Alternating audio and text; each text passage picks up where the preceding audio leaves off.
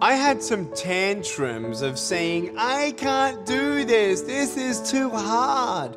When I was a kid and comparing myself to everyone else and saying, I can't do it, I'll never be able to do that. My parents always sat me down and said, look, Nick, yes, there are things that you can't do, but don't say I can't do it. Ask yourself, how can I do it? You know, there's ways around it. You can get from one side of the mountain to another, but you don't just have to walk over it. Maybe you can go underneath it or around it, or there's always ways in achieving the same goal. The way that I've achieved in my life doesn't always look the same for everyone else. But the key to that success was I believed in myself. If someone else could do something, then I could try and work out how. It starts with believing in yourself.